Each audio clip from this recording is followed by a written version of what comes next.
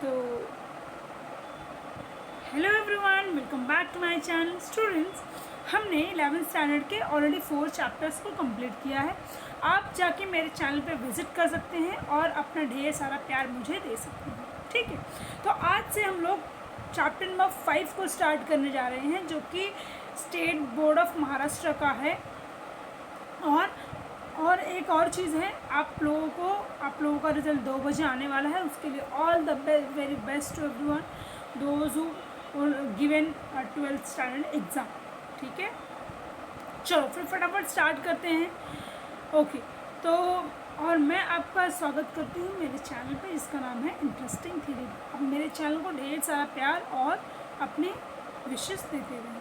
चलो, तो rural development का मतलब पहले समझते हैं। रूरल डेवलपमेंट का मतलब क्या होता है? रूरल मतलब वो बैकवर्ड एरियाज़ जहाँ पर फैसिलिटीज़ की बहुत कमी है, ठीक है। जैसे कि जो गांव होते हैं वहाँ पे सर्टेन अमाउंट ऑफ इलेक्ट्रिसिटी की प्रॉब्लम होती है, certain amount of you can say water supply का प्रॉब्लम होता है, सैनिटेशन का प्रॉब्लम होता है। तो this all kind of problem having in a rural area. तो गवर्नमेंट क्या करता है उसके लिए, उसके डेवलपमेंट के लिए बहुत सारे काम करता है। तो वो ये सारी चीज़ें हम लोग इस चैप्टर में तो वो सारे डेवलपमेंट आप इस चैप्टर में देखने वाले हैं। इसीलिए इस चैप्टर का नाम है रूरल डेवलपमेंट इन इंडिया, ठीक है। चलो स्टार्ट करते हैं स्टूडेंट्स। सबसे पहले हम लोग इंट्रोडक्शन की बात करेंगे। तो Indian economy is predominantly rural economy. India जो है वो पहले से ही रूरल इकोनॉमी में बेस्ड ऑन है। And economic growth of the country is driven by rural development. देखो, अर्बन में कितनी भी डेवलपमेंट हो जाए, लेकिन अगर रूरल में डेवलपमेंट ही नहीं है तो किसी भी नेशन का ग्रोथ होगा नहीं। यानी कि अर्बन प्लस रूरल दोनों का ही ग्रोथ इक्वली होना चाहिए। It is true that India live in a village, and the term rural development is a subset of the broader term development. The term rural development cannot overall development of rural area with a view of improve the quality of life.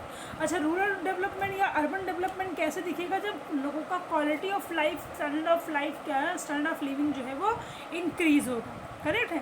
So according to 2011 census the country rural population is 83.25 crores, like 68.8% of population of India जो है वो village में रहती है। So there has been a wide consensus that rural development should be inclusive and sustainable in order to elevate the poverty. Okay, should be inclusive यानी कि rural development भी development में इंक्लूड होना चाहिए, प्लस सस्टेनेबल ओवरऑल डेवलपमेंट होना चाहिए, and plus elevate the poverty को यानी कि गरीबी को कम करने के लिए सारे सोर्सेस का यूज़ किया जाना चाहिए। सो रूरल डेवलपमेंट क्या है स्टूडेंट्स?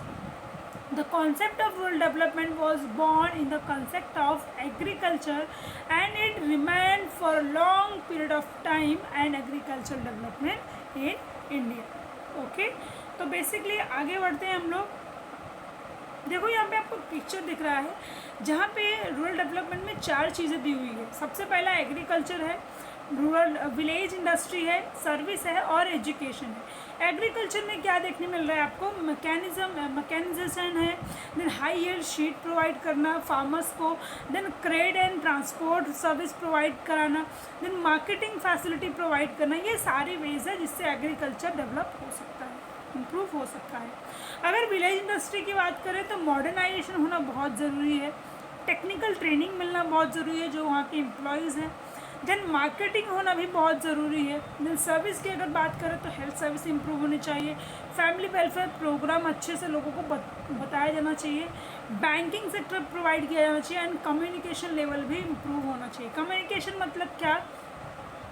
जहाँ पर ये देखने मिलता है कि लोग अभी जैसे कुछ सालों पहले की बात 2011 सेंसस पढ़ रहे हैं हम लोग, तो अभी भी ऐसे बहुत सारे गांव हैं जहाँ पे कोई भी कनेक्टिविटी नहीं है, इलेक्ट्रिसिटी की प्रॉब्लम है, देन कॉलिंग टेलीकॉम कनेक्टिविटी का प्रॉब्लम, तो बहुत सारे प्रॉब्लम है। तो वहाँ पे कम्युनिकेशन प्रॉपर हो पाता नहीं है। देन एजुकेशन की बात करूँ तो वहाँ पे टेक्निकल इंप्रूवमेंट होना चाहिए, स्किल इंप्रूवमेंट होना चाहिए, एंड एग्रीकल्चर इंप्रूवमेंट भी होना चाहिए। और वर्ल्ड बैंक डिफाइन करता है कि रूरल डेवलपमेंट को किस तरीके से इम्प्रूव किया जा सकता है। It is a strategy designed to improve the economic and social life of a specific goal of a group of people, that is rural poor. And rural development involve extending the benefit of development, यानी कि जो गरीब लोग हैं उनका जो benefit है वो इंक्रीज करना चाहिए to the poorest among those who seek livelihood in a rural area, and these all include groups small scale farmers, tenants and landless. Small scale farmers कौन से हैं? जिनके पास लैंड की कमी है. टेनेंट्स कौन? जो भाड़े पर अभी भी खेतों को लेकर एग्रीकल्चर का काम करते हैं. लैंडलेस जिनके पास खेत या ज़मीन है ही नहीं बिल्कुल. उसके लिए गवर्नमेंट को क्या करना चाहिए? इनिशिएटिव लेना चाहिए और उनको फैसिलिटी प्रोवाइड करानी चाहिए. ओके, देन नेक्स्ट की अगर मैं बात करूँ तो यहाँ पे रूरल ऑक्यूपेशनल स्ट्रक्चर, यानी कि रूरल एरिया के जो लोग हैं उनका ऑक्यूपेशन किस पे डिपेंडेंट है. अगर आप सबको पता होगा तो earlier the main source of occupation is agriculture only, लेकिन अभी के टाइम में सर्विस सेक्टर भी इंट्रोड्यूस हुआ है, देन इंडस्ट्रियल सेक्टर भी इंट्रोड्यूस हुआ है. तो यहाँ पे there are 3 occupational structure in general. Number 1 is agriculture structure. The rural population in India classified into agriculture sector which has been born subdivided as agriculture and allied activities. allied activities का मतलब क्या? एक farmer agriculture के साथ साथ वो allied activities भी कर रहा है, यानी कि उसका या तो पान का टपरी होगा या सब्जी बेच रहा है या किसी और जगह इंगेज है या ब्रोकरेज का काम कर रहा है. कोई भी काम कर सकता है, तो अलाइड एक्टिविटीज़ में भी इन्वॉल्व है. So agriculture consist of small, marginal and large farmers. So allied sectors consist of plantation, forestry, fishers, dairy and horticulture.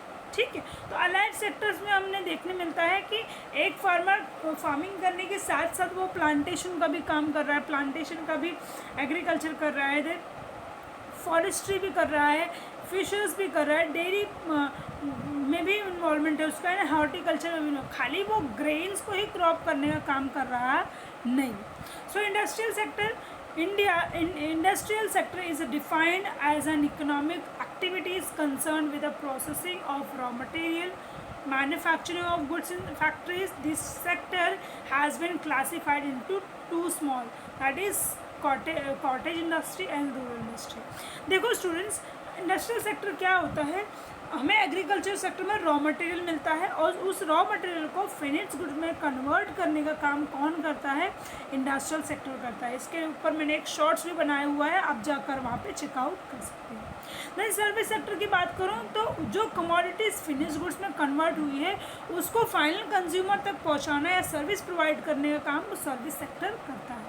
The service sector, termed as a tertiary sector, involve provision of services to business as well as final consumers such as accounting service, tradesmanship like mechanic or plumber service, then computer service, then restaurant service, then tourism. And the service sector has been further classified into traders like a wholesaler and retailer, transport operator and professional technical. Okay, तो students हम लोग next lecture में rural development in India से start करेंगे. आज के लिए हम यहाँ पर वाइंड अप करते हैं. ठीक है, आई होप आपको इतना समझ में आया होगा.